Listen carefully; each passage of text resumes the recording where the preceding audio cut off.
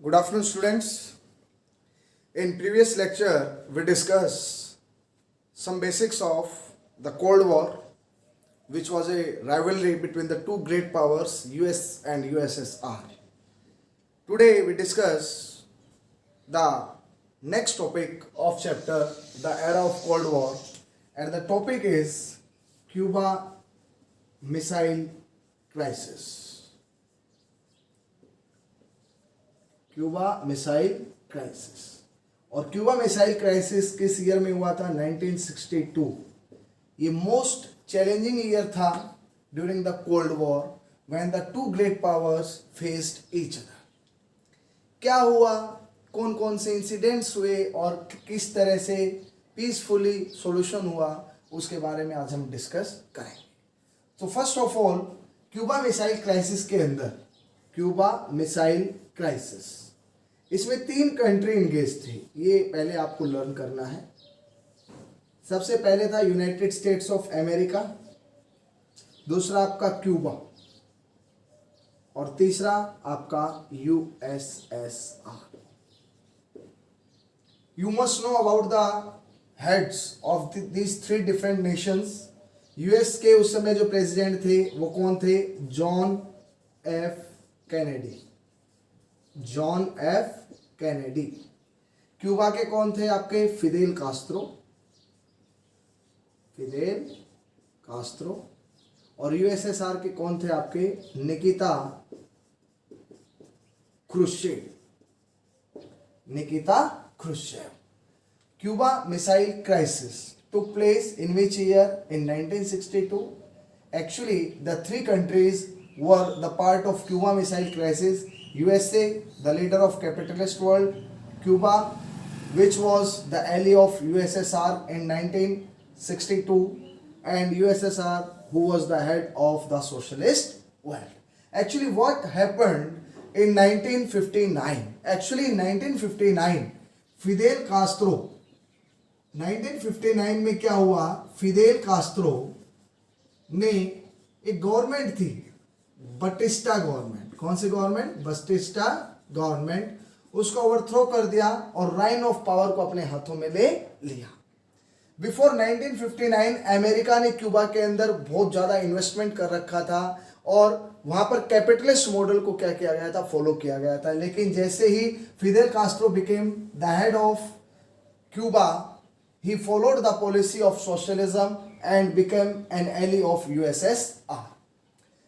Actually, this country, Cuba, ये आपका biggest island है। सबसे पहले इसके बारे में थोड़ा सा आप इंफॉर्मेशन लीजिए।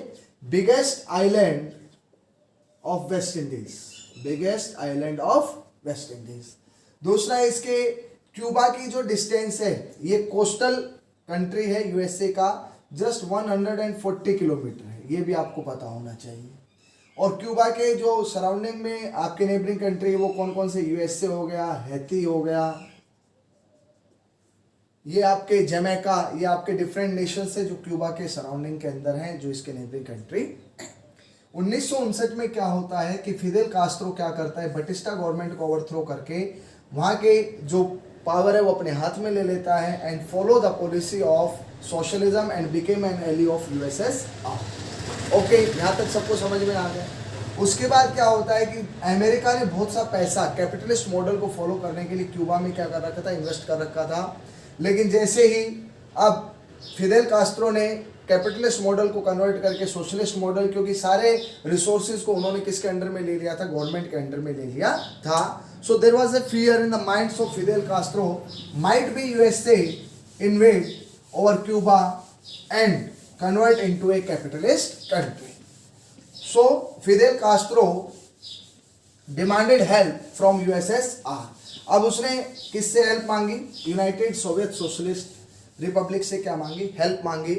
और निकिता क्रुश्चेव ने डिसाइड किया कि वो क्यूबा के अंदर अपना क्या बनाएगा? एक मिलिट्री बेस बनाएगा। यूएसएसआर का क्या बनाएगा? Military base. एक्चुअली ये जो प्रॉब्लम थी 1961 से अप्रैल से क्या हो गई थी? शुरू हो गई थी। और यूएसएसआर ने डिसाइड कर लिया था कि हम क्यूबा के अंदर क्या करेंगे? अपना एक मिलिट्री बेस बनाएंगे। तो मिलिट्री बेस बनाने के बाद जैसे ही किसको पता लगा, यूनाइटेड स्टेट्स ऑफ अमेरिका, क्योंकि United States of America tried to enter in Cuba from Bay of Pigs, Bay of Pigs, Pigs की खाड़ी से अमेरिका ने क्यूबा के अंदर एंटर करने की कोशिश की। और जब वहां से तस्वीरें ली गई तो वहां पर देखा गया कि रशियन बेस ऑलरेडी जो मिलिट्री बेस था वो कहां पर स्थापित हो चुका था, क्यूबा के अंदर स्थापित हो चुका था। अब John F Kennedy, because it was the first time when USA was within the reach of nuclear power, क्योंकि इससे पहले यूएसएसआर और यूएसए की डिस्टेंस काफी ज्यादा थी, लेकिन जैसे ही Nikita Khrushchev decided to set up its nuclear weapon at Cuba, so it was the first time when USA was within the reach of a nuclear missiles from Cuba, who was just 140 kilometre away from United States of America. अब दिक्कत बढ़ गई, tensions create हो गई।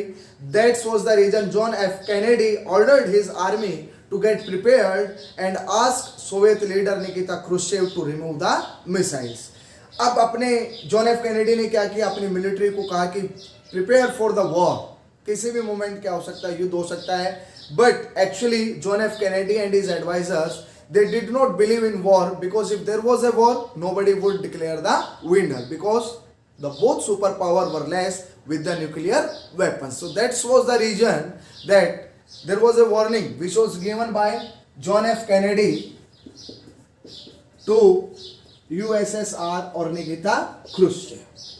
It was the highest point of tension during the Cold War years in 1962 when the two great powers were faced each other. सबसे ज्यादा तनाव का समय था जब दोनों ही शक्तियां एक दूसरे के सामने थी। अमेरिका ने अपने जो वॉरशिप्स थे वो headed before the ships of USSR, and finally on 23rd of October 1962 Nikita Khrushchev decided to dismantle its military base from Cuba and remove the nuclear missile, and USA also promised that it would not invade over Cuba in near future. That incident is known as Cuba Missile Crisis. Very important question regarding the CBSE board examination. ये आपको क्या करना है, learn करना है कि किस तरीके से फिदेल कास्ट्रो ने बतिस्ता गवर्नमेंट को 1959 में अप्रूव किया, वहाँ हटाकर शक्ति को अपने कब्जे में ले लिया, and after it he followed the policy of socialism and became an ally of USSR. Actually, Cuba is the biggest island of West Indies, which is far away from United States of America, just 140 kilometer. In April 1961, Nikita Khrushchev decided to set up its nuclear missiles at Cuba and convert Cuba a Russian base.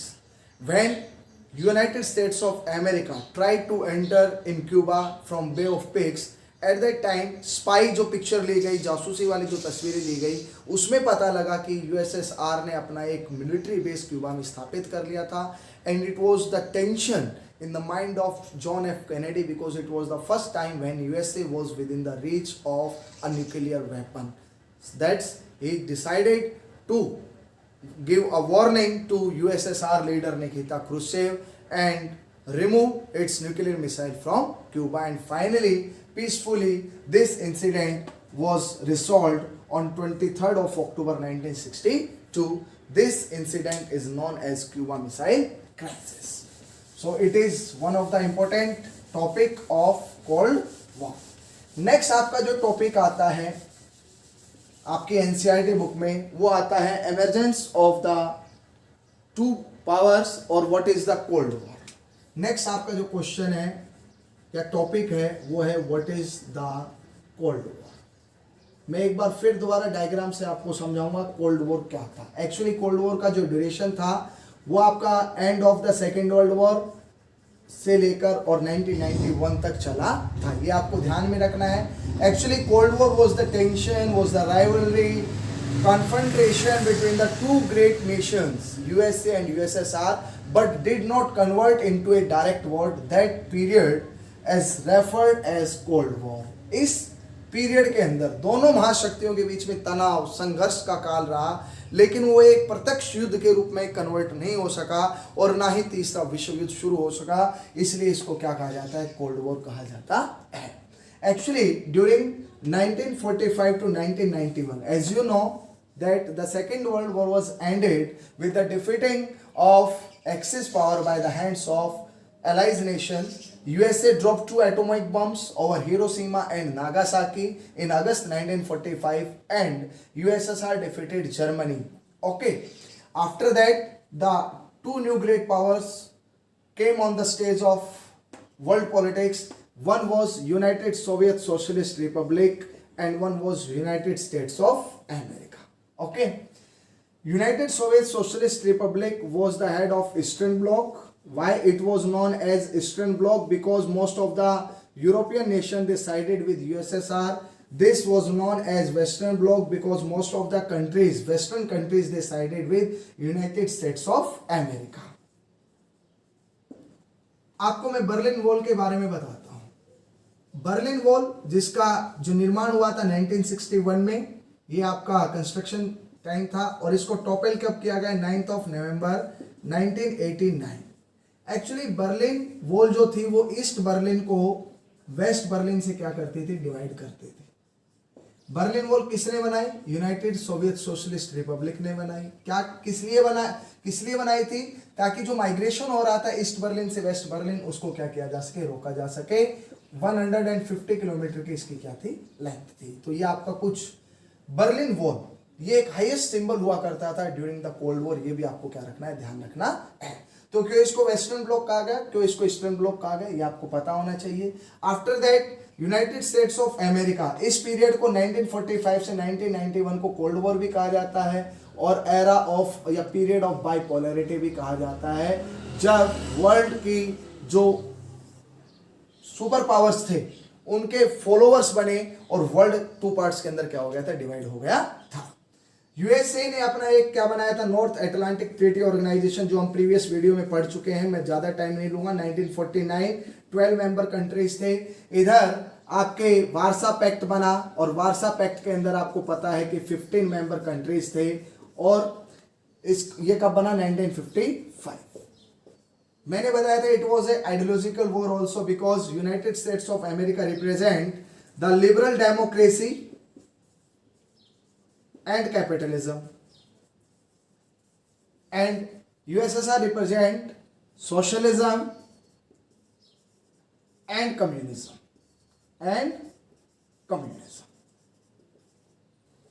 आज मैं आपको जो इसके लिए एक challenge था या third जो ऑप्शन था उसके बारे में मैं आज आपको बताऊंगा, जिसका नाम था नेम, नॉन अलाइन मूवमेंट। देखिए नेम के बारे में हम बाद में डिस्कस करेंगे कंप्लीट एक्सप्लेनेशन के साथ, लेकिन थोड़ा बेसिक मैं आपको बता देता हूं। एक्चुअली नॉन अलाइन जो मूवमेंट था ये एक थर्ड ऑप्शन था और इसके जो फाउंडर थे वो 5 मेजर कंट्रीज थे, जिसके अंदर आपका इंडिया, घाना, इजिप्ट हो गया, घाना हो गया, युगोस्लाविया और इंडोनेशिया। एक्चुअली जो नेम का फॉर्मेशन है वो 3 मेंबर थे इसके, जिनके बीच में दोस्ती थी। इजिप्ट से अपना युगोस्लाविया और इंडिया से पंडित जवाहरलाल नेहरू, और युगोस्लाविया से थे जोसेफ ब्रोज टीटो, इजिप्ट से थे अब्दुल गमाल नासिर। ये तीनों फ्रेंड्स हुआ करते थे और इनकी फ्रेंडशिप ने ही बांडुंग कॉन्फ्रेंस के द्वारा क्या दिया था? नॉन अलाइन मूवमेंट को क्या दिया था? जन्म दिया था। और घाना से आपके वामे एनक्रूमा और इंडोनेशिया से सुकार्नो, इन्होंने इसको स्पॉट किया, इसलिए इन 5 कंट्रीज को क्या माना जाता है? Founder member of non align movement माना जाता है। Actually what was the aim of the non align movement? The most important aim of NAM to stop the division of the world into 2 super power. The founder member of NAM specially Pandit Jawaharlal Nehru said, Jawaharlal Nehru ने क्या कहा कि do not join इधर USA और USSR, remain independent. Independent रहिए, किसी भी part का हिस्सा मत बनिए, ना तो यूएसए के पास जाइए ना यूएसएसआर के पास, आप stay away from the 2 alliances. It was the policy of name. और नेम के कई फायदे थे, जिनमें 1-2 बेसिक मैं अभी आपको बता देता हूं कि एक तो अपने जो आप रिलेशंस हैं वो बोथ ऑफ द कंट्रीज से आप बना सकते हैं और अच्छे रिलेशन आप क्या कर सकते हैं? दोनों कंट्री के साथ आप बना सकते हैं। और आप अपनी जो सोवरेनिटी है उसको क्या रख सकते हैं, प्रोटेक्ट कर सकते हैं। If you do not join USA and USSR, you can make good relation with both of the super nation USA and USSR, and you preserve your hard earning sovereignty also by the following of policy of name। Non align movement का जो first summit हुआ था वो 1961 में हुआ था Belgrade के अंदर, जहां 25 देशों ने इसके अंदर क्या लिया था बेटा, पार्टिसिपेट किया था। तो जब दो पार्ट दुनिया के हो गए थे उस समय इंडिया, इजिप्ट और यूगोस्लाविया की दोस्ती ने और घाना और इंडोनेशिया ने मिलकर एक थर्ड ऑप्शन दिया दुनिया को, जिसको हम किस नाम से जानते हैं, नॉन अलाइन मूवमेंट के नाम से जानते हैं।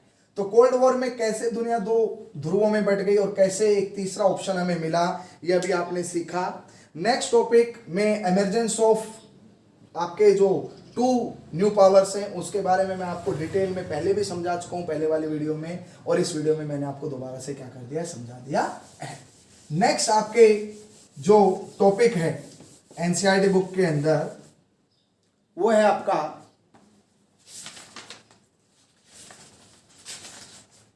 एरेनाज of cold war. Arenas of cold war से पहले जो दो इंपॉर्टेंट टॉपिक्स है पहले मैं आपको वो करवाऊंगा, like the why big super power make alliances with the small super powers. 4 number का इंपॉर्टेंट क्वेश्चन है, सीबीएसई बोर्ड में पूछा जाता है। आपको एक एक पॉइंट ध्यान से क्या करना है, लर्न करना है। तो सबसे पहले मैं दोनों ही कारण बताऊंगा कि बड़ी सुपर पावर छोटी शक्तियों के साथ हाथ क्यों मिलाती थी, और छोटे जो सुपर पावर थे, जो स्मॉल सुपर पावर थे या स्मॉल पावर्स थे सॉरी, वो बिग सुपर पावर के साथ क्यों जाते थे। तो सबसे पहले मैं आपको जो इंपॉर्टेंट टॉपिक है वो बताता हूं, why big super powers made alliance with small powers या smaller nations। Question mark. 4 कारण थे इंपॉर्टेंट कि जिसके कारण से जो बड़े बड़े सुपर पावर्स थे, जो दो यूएसए एंड यूएसएसआर, उन्होंने क्या किया, छोटी शक्तियों के साथ क्या मिलाया था, हाथ मिलाया था। सबसे पहले वाइटल रिसोर्सेज, जो फर्स्ट रीजन था vital resources such as oil and आपका कोई भी मिनरल, उसको लेने के लिए क्या करते थे, बड़ी जो सुपर पावर थी वो छोटे पावर्स के साथ क्या करते थे, हाथ मिलाते थे। सेकंड जो कारण था वो था territory from where the big super power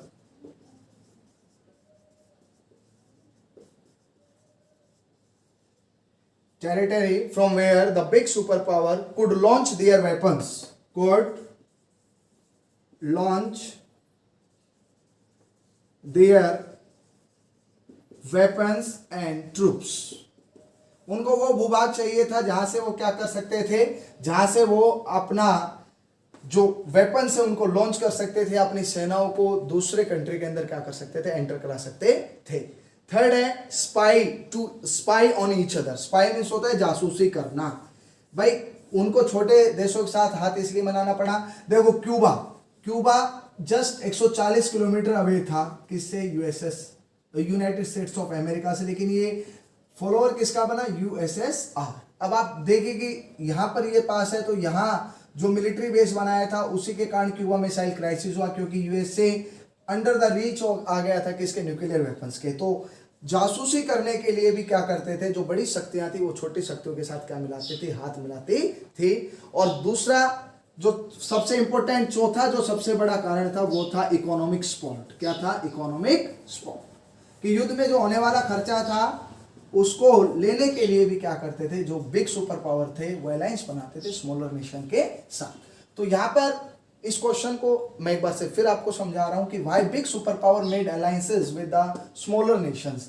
so first आप लिखेंगे, तरीके से लिखना है कि big super power made alliance with the smaller nation for their own purposes, these are the following reasons. First आपका आ जाएगा to get vital resources like oil and minerals from the smaller nations. Second आ जाएगा the territory from where the big superpower could launch their weapons and troops.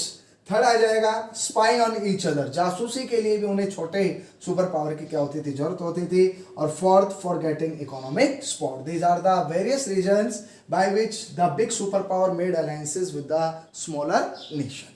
Next, अब question ये भी आता है कि छोटी जो शक्तियां थी या स्मॉल नेशंस थे वो क्यों जाते थे बड़े पावर्स के साथ। तो सबसे बड़ा जो रीजन है कि smaller countries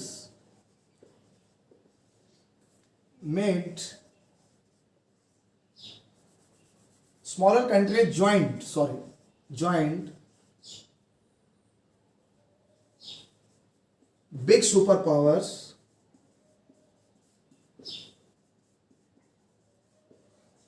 बिकॉज कौन कौन से ऐसे रीजन थे। फर्स्ट रीजन था इकोनॉमिक सपोर्ट,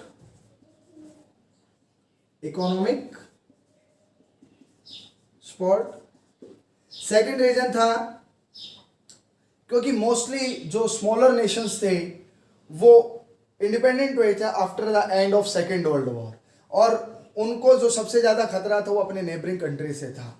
तो सबसे बड़ा जो रीजन था वो था प्रोटेक्शन। क्या था? Protection of the boundary. अपनी बाउंड्री को अपने रीजनल राइवलरी से सुरक्षित रखने के लिए जो छोटी सुपर पावर थी वो बड़ी ताकतों के साथ क्या करती थी, हाथ मिलाती थी या उनके अलायंस को क्या करती थी, ज्वाइन करती थी। तीसरा, इकोनॉमिक एड के साथ उनको डिप्लोमेटिक जो एड थी वो भी कहां से मिल जाती थी, डिप्लोमेटिक एड भी कहां से मिल जाती थी, वो बिग सुपर पावर से मिल जाती थी। और प्रोटेक्शन के अंदर ही आपका क्या आ जाएगा यहाँ पर, मिलिट्री हेल्प। क्या आ जाएगा? Military help. ये सारे वो रीजंस थे जिसके कारण से जो छोटे आपके देश थे वो बड़ी ताकतों के साथ क्या करते थे, अपना एक अलायंस बना लेते थे। Dear students, these are the two important topics of your chapter, the era of Cold War. In the next video, we'll learn about the arenas of Cold War and India and the Cold War. Jai Hind, Jai Bharat.